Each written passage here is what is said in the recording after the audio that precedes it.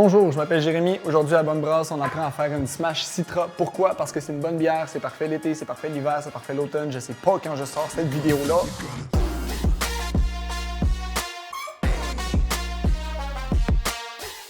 Pourquoi j'ai voulu commencer avec une Smash comme première bière? Il y a plusieurs explications, puis ça vient tout du nom. En fait, une Smash, ça vient de l'abréviation Single Malt, Single Hop, ce qui veut dire que tu as juste besoin d'un grain et un houblon pour faire cette bière-là.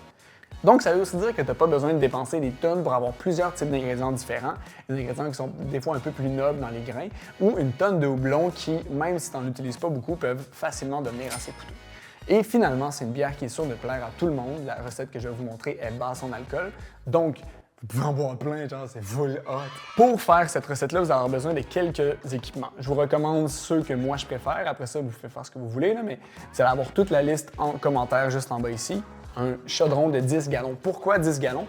Parce que la plupart des batchs que vous allez faire, ça va être du 5 gallons, puis c'est toujours important d'avoir un peu d'espace entre le couvercle et le niveau. Je fonctionne avec une plaque à induction parce que je fais un tournage, mais si vous avez un four à la maison, n'importe quel type de four va fonctionner. Un fermenteur et le Star San. Pourquoi? Parce que c'est ce qui va vous aider à tout désinfecter. Je vais le répéter des dizaines et des dizaines de fois. Le plus important, c'est de tout désinfecter et aussi de PBW ou n'importe quel type de nettoyant alcalin peut fonctionner. Pour cette recette-là, je vous l'ai dit, les ingrédients sont super simples. On va avoir besoin d'un seul grain, un seul houblon. Je vais aller chercher ça tout de suite dans la cave à grains. Ça me fait rire. On va utiliser un 5 kg de Turo juste ici, ainsi que 3 onces et demie de houblon Citra que moi j'ai en granules. Et pour la levure, on va y aller avec un Voskvike. Je vais vous en parler un peu plus tard, mais c'est génial. C'est la première fois que je l'utilise, mais je sais déjà que c'est génial. Pour commencer, il faut nettoyer tout notre équipement. Je vous recommande d'ajouter 5 gallons d'eau à ce beau chaudron-là, diverser le 1 once de Star San, tout laver et ensuite transférer ça dans votre fermenteur. Si jamais il reste un peu de mousse, c'est correct, c'est fait pour ça, c'est un nettoyant alimentaire, vous n'avez pas besoin d'avoir peur. Mais je vous dis pas, prenez-en pas genre des croquets, c'est pas ça l'idée. Une fois que vous avez rempli votre gallon de 5,5 gallons d'eau, vous pouvez mettre ça au feu le plus fort possible et on veut monter ça à 162 degrés Fahrenheit. Et le pourquoi on fait ça, c'est parce que lorsqu'on va ajouter les grains, la température va descendre d'environ 10 degrés, donc on prévoit un peu plus haut pour se rendre environ à 152-154 degrés Fahrenheit. Une fois que c'est fait et que tout est bien mélangé, moi j'aime couper le feu complètement pour être sûr que la température monte pas trop. On vient voir de temps en temps, mais on laisse ça comme ça pour 45 belles minutes. Tous nos grains ont fait ressortir le sucre, c'est présentement un bon liquide à 152 degrés Fahrenheit à l'intérieur de ça. La première chose qu'on va faire, c'est sortir les grains et utiliser notre belle amie, une grille de four. Pour vrai, c'est une des choses qui va vous simplifier la vie énormément, surtout si vous faites ça tout seul à la maison.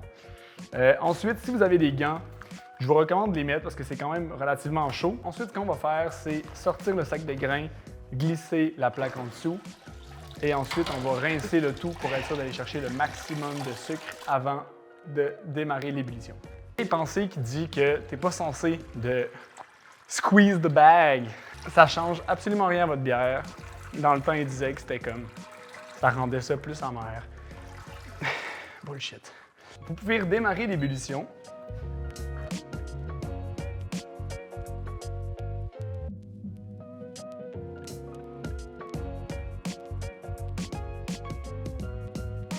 Une fois qu'on a atteint notre ébullition, on peut commencer à venir peser notre houblon.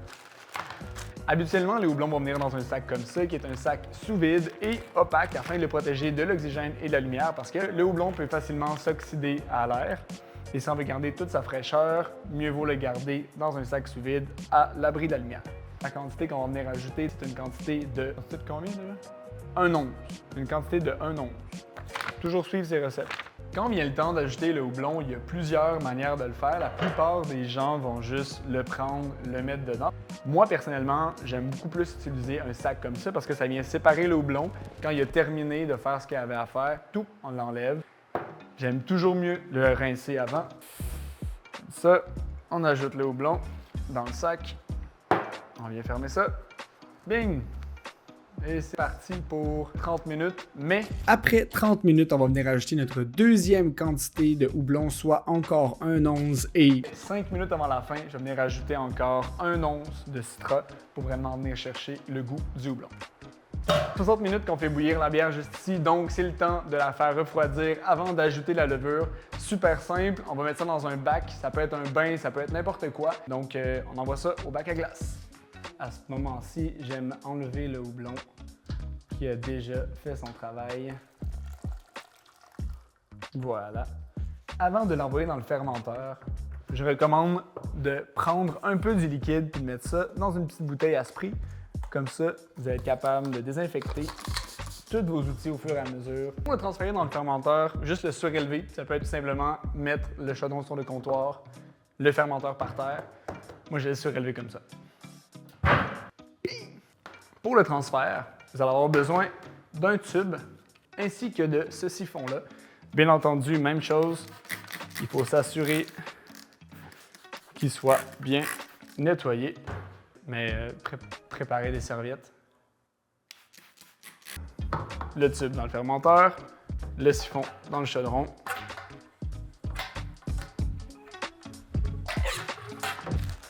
C'est possible d'ajouter aussi des nutriments en levure, ça va juste aider la levure à bien commencer son travail dans les débuts. Comme vous pouvez le voir, je fais vraiment ça à l'œil. Je pense même pas que la levure en a besoin, c'est tellement une bonne levure forte. Mais bon, hein, mieux vaut s'assurer que ça fonctionne, c'est poche quand ça marche pas. Et avant d'ajouter la levure, il y a une autre étape très importante à faire, c'est de prendre sa mesure de densité de départ. Ce que ça va faire, c'est en comparant avec la densité finale, vous allez pouvoir savoir la quantité de sucre qui a été transformée en alcool et donc le pourcentage de votre bière. Ça se fait à l'aide d'un hydromètre comme celui-ci. Achetez-le en plastique, c'est vraiment plus pratique. C'est tout aussi beau, ça fonctionne tout aussi bien. Vous allez venir prendre un échantillon. Like Picasso. Vous allez venir le plonger à l'intérieur avec une belle petite rotation comme ça. Donc on arrive avec une gravité originale de 1.050. Maintenant que la mesure et le transfert est fait, tout ce qu'il nous reste à faire, c'est d'ajouter notre levure à notre ami ici. Et voilà. Et on vient saupoudrer ça simplement sur le dessus. Juste ici, ça va être l'aérateur. L'aérateur, ça va permettre à tout le CO2 pendant la fermentation de sortir, alors que les bactéries ne pourront pas rentrer. Comme ça. Et voilà. C'est mieux d'y penser avant, mais aérer le mou avant de l'envoyer en fermentation. J'ai comme pas regardé c'est quoi qu'il y avait sur la table avant de commencer. Je regrette. On vient l'installer. Il est caché dans un endroit sombre et frais. Pas besoin d'être si frais que ça, quand même. Il ne reste plus qu'à attendre quelques jours le temps que la fermentation fasse tout son travail. On peut venir vérifier de temps en temps pour être sûr qu'il n'y a pas de débordement. Bon, oui, ok, j'ai complètement oublié de prendre en vidéo le houblonnage à froid, mais c'est super simple. Comme on a fait pendant le brassage, on va venir prendre notre dernier once de citra, on le met dans un sac et on va l'ajouter directement dans le fermenteur. On s'assure d'avoir tout désinfecté avant, bien entendu, et on va le laisser pour les 2 derniers jours de la fermentation. On est enfin rendu à la journée. Où est-ce qu'on peut l'embouteiller? Yes! Ça sent extrêmement bon cette smash-là, j'ai hâte de la boire. Ce qu'il faut faire avant, c'est tout désinfecter, bouchon, bière, tube, équipement. Il faut aussi préparer le sucre. Je vous montre tout ça à l'instant. La première chose qu'on va faire, c'est enlever le houblonnage à froid qu'on a mis dans notre bière. On peut mettre ça de côté, on s'en occupe plus. Et avant d'embouteiller, ce qui va être bien important, c'est de prendre sa mesure de gravité finale pour savoir combien d'alcool est-ce qu'on a dans notre bière. Pour le sucre, ce qu'on va faire, c'est que dans un bol, désinfecté à l'avance, on va ajouter de l'eau bouillante et pour cette recette-là, 5,6 onces de dextrose. La dextrose, c'est un peu comme du sucre de maïs, mais il est possible d'utiliser plein d'autres types de sucre, sucre de table, miel, bref, un élément sucrant qui va rallumer les levures à l'intérieur puis qui va permettre à la bière d'avoir tout son bon pétillant. Et on refroidit le sucre avant de l'ajouter au fermenteur. Ça peut être au congélateur, au frigo, pour que ça devienne température pièce. Pour vrai, la quantité d'eau dans laquelle je mets le sucre est vraiment malléable. Je mets juste la quantité de sucre que j'ai besoin. Une fois que c'est bien dissous, j'envoie ça dans le fermenteur. On brasse tranquillement parce qu'on ne veut pas soulever les sédiments pour pas que ça se ramasse dans notre bière. Et avant de brasser, pour savoir la quantité de sucre dont vous avez besoin, allez voir l'outil que j'ai mis en commentaire en description, c'est super simple.